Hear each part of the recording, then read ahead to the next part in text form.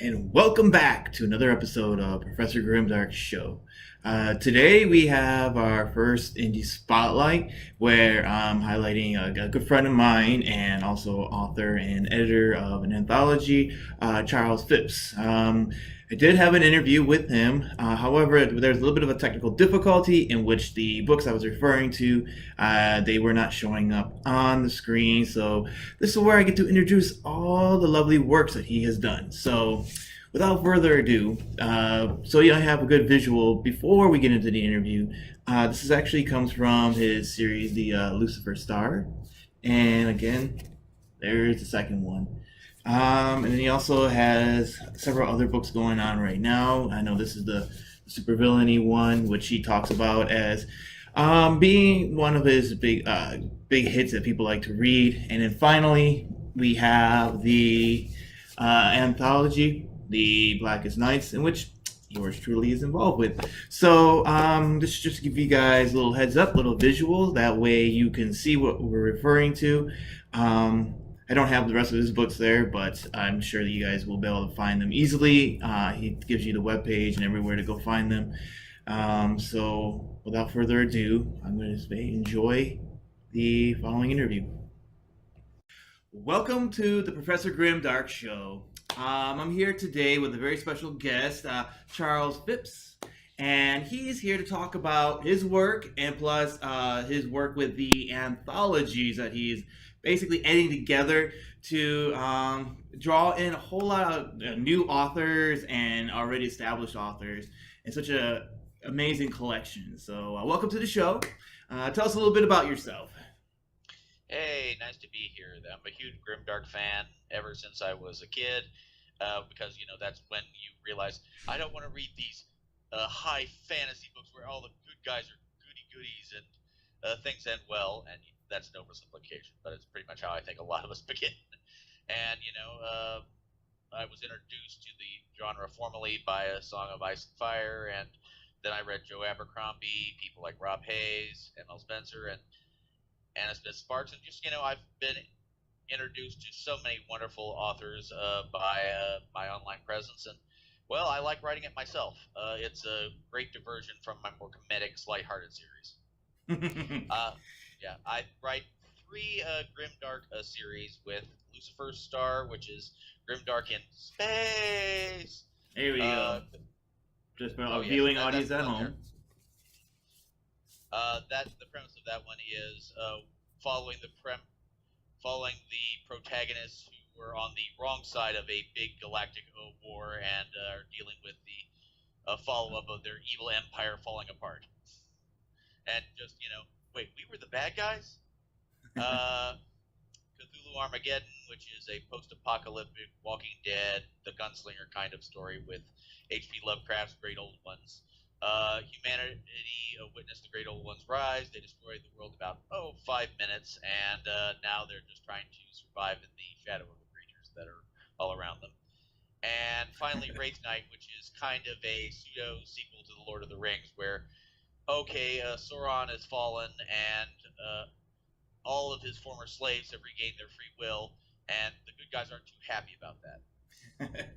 Well, yeah, I definitely wouldn't be happy about that either. So you also write a series, the supervillain rules of the supervillain one. So where did you get your ideas for this? Well, I've always loved reversing perspectives. If you hadn't guessed that by my description of my previous series, there with supervillainy, I was writing Cthulhu Armageddon, which was my first really big magnum opus kind of idea, and it was a very draining experience trying to get all that emotional heft. And I was like, I need something to clean my brain out. The idea of a goofy Thor Ragnarok Ant-Man kind of novel about a guy who decides, I'm going to be a supervillain after he gets his superpowers. It's with great power comes great irresponsibility. Yeah. And I just threw in every possible joke, prank, and ridiculous situation I could. People really seem to respond to it. It's my best-selling series. Yeah, I mean, that's one thing that I think that you do really well is you've got humor down really well in your writing. You could tell. even in some of your darker pieces, still there's humor in there. It's sometimes it's a little satirical humor, but it's still there, you know. And as a writer, I think it's essential that we do have humor because you know nobody wants just to be beat over the head by you know dark stuff all the time because then they're all like, okay, I'm emotionally wiped out. I need something new. So One of my favorite humorous authors is Joe Abercrombie, of course, because yes, his books are hilarious in just how ridiculous the situations get. The characters comment on that, even as they get really, really dark. yeah, especially I mean he takes like the violence and like really heightens it out to a point to where it's almost comical in a way. So you're like sitting there all like, did that just really happen?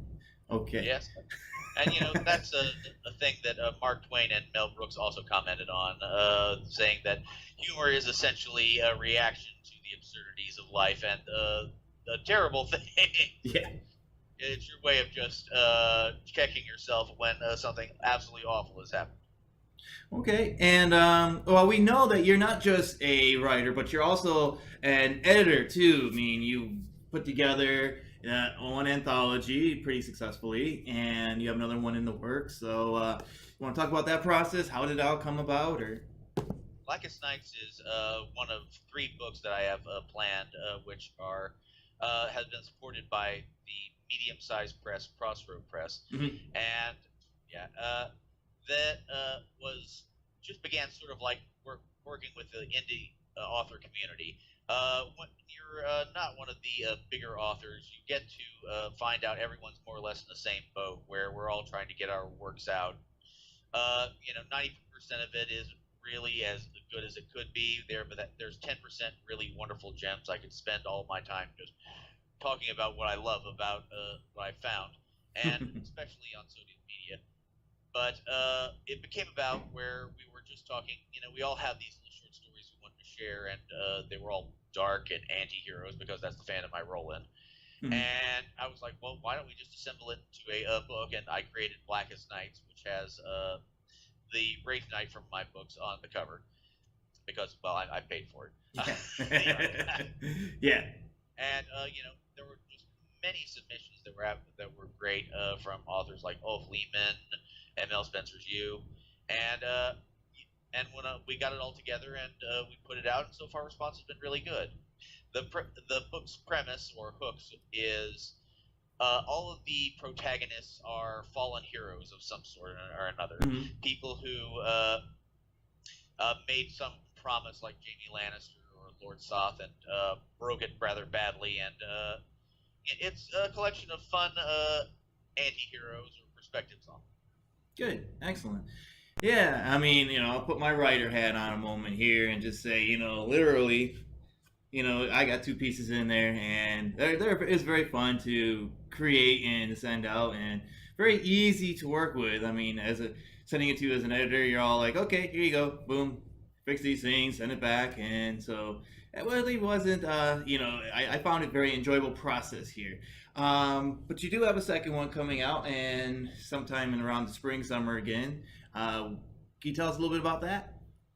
Well, it's a little behind, but that's how all these things are done. I'm a much better writer than I am an editor. But we've got an amazing collection of stories already submitted, probably enough for two books, and choosing them will be hard. The second book is called Blackest Spells, and while the first book is from the perspective of fallen knights and oathbreakers, this one is about black magic and the Dark Wizard. What compels people to take up evil sorcery in order to get revenge or become powerful or just never be bullied again? Yeah, I mean that's an excellent premise. I mean, I do have a story that's being right now in the process of being vetted by my MFA people. That way, when I do submit, that you're getting the best possible from me. And honestly, that one was also very fun to write towards that Uh, theme. it's a Definitely. Yeah, one thing I've had to deal with people who keep sending me little novellas is like, oh, it's about 20,000 words. I'm like, Whoa. that's really not a short story, people. I Yeah, wish I could it up and turn it into a book or something. 20,000 words. There, Woo. there. Yeah, I that was that was the extreme example. Obviously, it's like, oh, just fine. I'll just be the center of the book. Yeah. Let me see. I'll take out 50 other stories and put mine in. No. The one thing about being an author in the indie scene is everyone has an ego the size of I'm something very big. Yeah, it happens. Not always, because there are some out there that I find.